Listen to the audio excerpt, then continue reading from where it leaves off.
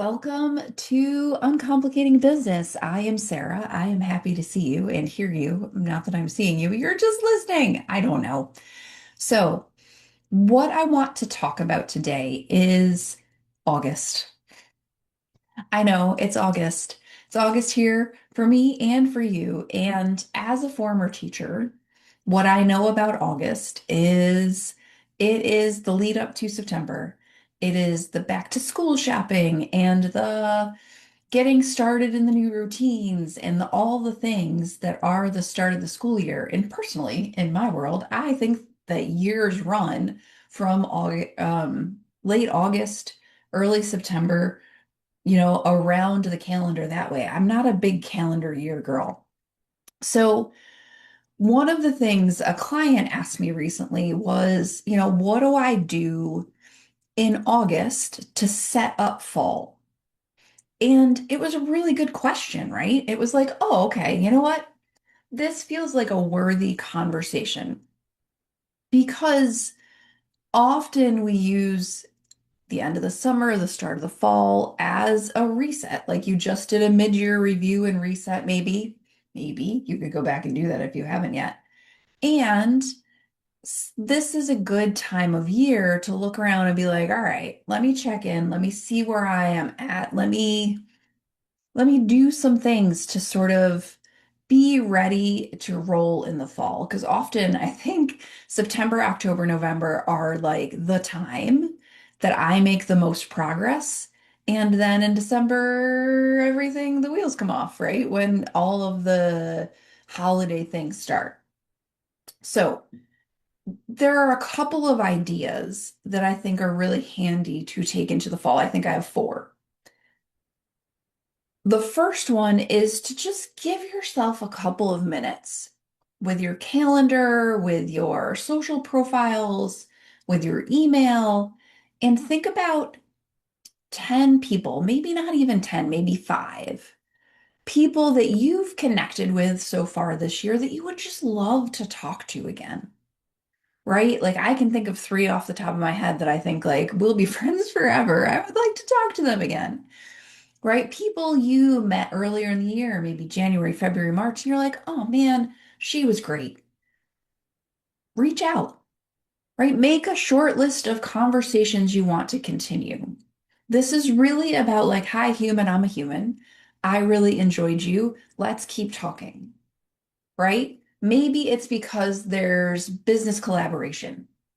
Maybe it's because you just really liked them and you both really had a good vibe together. Maybe it's something else. But follow your instinct here. Go back to Nadine's intuitive prioritization from a couple episodes ago and think like, who would I love? Trust that and reach out and say, hey, how are you?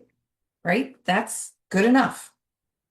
Then the next one is to sort of do a quick, like, hey, what am I up to this fall? Right? Like a quick pre-plan. So like I know when I get to the end of August, my wheels start to turn. You've had this happen maybe, and I think like, okay, I'd like to do this kind of thing in September. I'd like to run a challenge in October. I'd like to do this kind of workshop in November. I kind of get a feel for my calendar and I look around. Now is the time to sort of make those decisions. Now is the time to look at the things you're offering and say, okay, what do I want to focus on in the fall? Is it a smaller offer that's leading to a bigger thing? Is it just the bigger thing? I just had a conversation with a member of the lab who has been selling this one-off session that leads into her larger coaching practice. And she said, you know what, maybe I should just be selling the larger coaching package.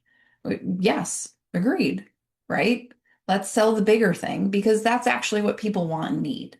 So that is one way to think about this. It's like, what do you want it to feel like? What are you talking about that you love?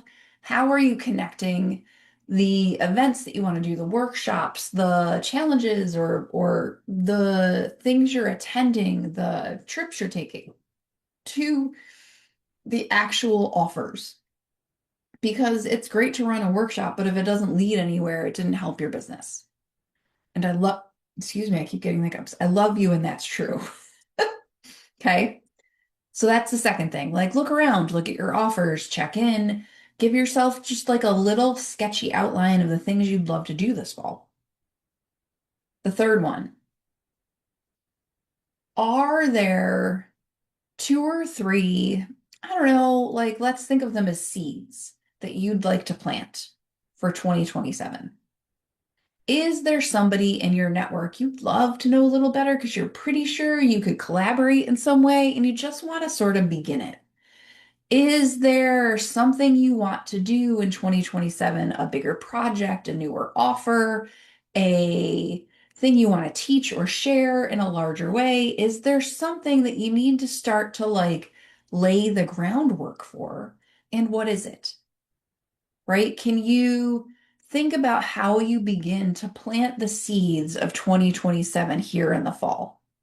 Right? And I know that feels like a big idea, but often somebody will say to me, well, next year I want to do this thing, and I'm not sure. Like, I have a client right now who's got a bigger group offer she's going to do in the new year, right? It's not time yet. She's working through a large contract that she's working on with someone else, and she's got this group thing that sort of is coming. But right now, what she's doing is, thinking about the way she's going to bring people to it. She is starting to ask people like their thoughts about what they would want from that container. She knows, but she's just checking in with a couple of people she really trusts. She is starting to sort of sketch the framework of it. So when it's time to build the pages and do the marketing, she kind of has the idea, right? It is that kind of lead that will let it be successful in the new year. And then I think the last thing on this list is I don't know about you and every single month, but each one is crazier than the last, right? Where you're like, next month it's going to settle down. That's cute. It is. I know. It's cute here too. I had that thought today. I was like, okay, we'll get to the end of August and things will settle down. No, they won't. What am I on? Right? Like, I am speaking at three events in 6 weeks in September and October. I am taking two trips. I am what? There's five baseball tournaments and at least three climbing weekends for my daughter. What? And two birthdays. Good Lord. No.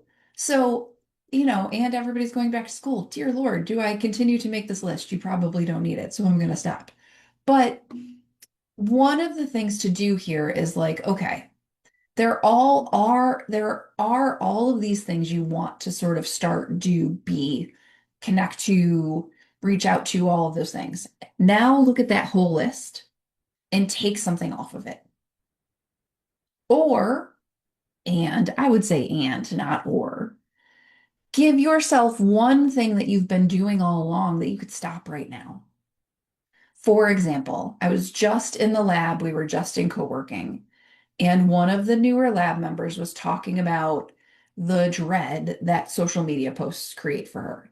Because in a prior coaching container she was in, they taught her to, and I understand why, go spend a half hour reading all her posts from last week, looking at the performances of them, sort of culling out the patterns, looking at what's good, looking at what's not, and trying to sort of recreate the wins.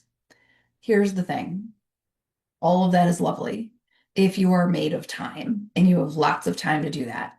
However, for her, it was becoming a barrier to doing any posting at all, and the actual showing up matters more than the data. So what we did today in co-working is I said, okay, create a set of expectations for yourself for the next month about social media posting and what you will and won't do. And what she's not going to do is look at any of the data. And that's not wrong, right? There's nothing wrong with her just showing up, writing the post, and moving on. The one thing she is going to do is set a timer so that she doesn't fall into the black hole of making it perfect, right? You can do the same. So she's going to put the data down for a while because it's not helping her. It's making her crazy. These are the things we identify in the lab. We identified it in 4 minutes in co-working, and why we saved her an hour of work a week for the rest of the year. She's gonna put it down. Amazing. It's done. It's that simple sometimes to have somebody go, but why are you doing that? And change it. So if you're not sure what thing you could give up, call me and we'll figure it out. For you, this might be a good time to do any one of these things. You don't have to do all four of them. You don't have to do any of them. Pick the one that suits you. Pick that one and move on. Even if it's like, here's the one thing I'm not going to do this month. Great. You can do some reconnection. You can do a little bit of like, how do I want to approach the next couple of months planning? You can begin scoping out 2027 and getting ready for it. Or you can just be like, I'm going to roll through this month and the chaos, and I will do that in October, and that's fine too. However, if that is the way you're doing every month, it's time to settle in and get accountable, right? Because that we can't push it to the next month every month. I understand sometimes we need to, right? In life that happens. And if you're constantly pushing it to the next month, accountability is what you need. And so come into the lab, come ask for coaching, come do something, but get what you need so that you're not mad at the end of this year that you haven't done the things you promised yourself. And from there, I'll see you in 2 weeks. Let me know how this all goes for you. Reach out on LinkedIn or on email or wherever, and we'll figure it out from there. All right, friends, enjoy.